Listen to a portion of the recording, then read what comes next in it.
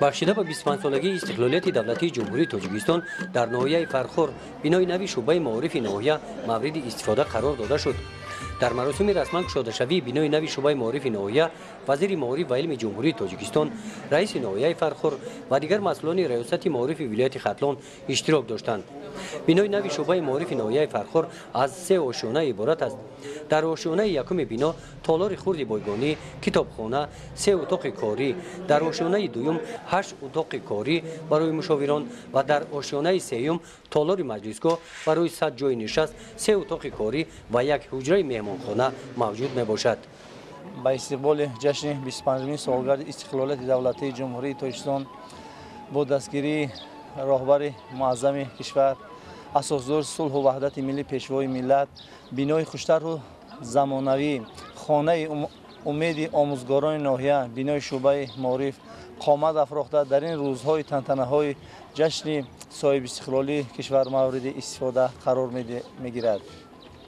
قابل یادآوری است که معارفچیان ناحیه فرخور تا این وقت در بنای نهایت کهنه‌ساخت کار و فعالیت می‌کردند و اینک در دوره تنتنه‌های جشن صاحب استقلالی کشور صاحب بنای نو و زمانوی گردیم که مسئولیت ما آموزگاران ناحیه را ده چند زیاد نموده در کار و فعالیت من بعدمون تمام کوشش و غیرتون با اون سفربر می‌نماییم که سطح صفت تعلیم تربیت روز افزون بالا نموده با دستاوردهای نظررس نایل گردیم.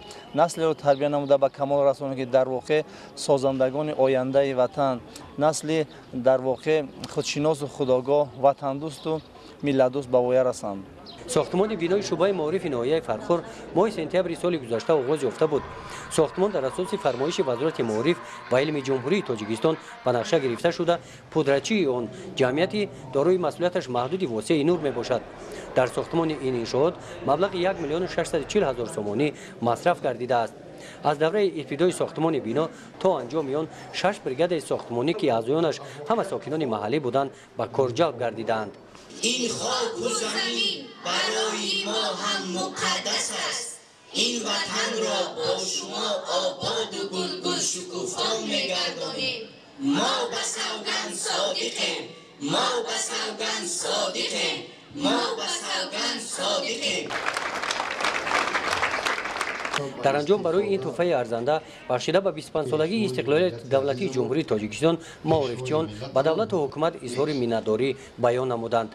گزارش خواجه نظریف خدای نظر ظهورов از ناحیه فرخور برای برنامه اطلاعاتی نوید.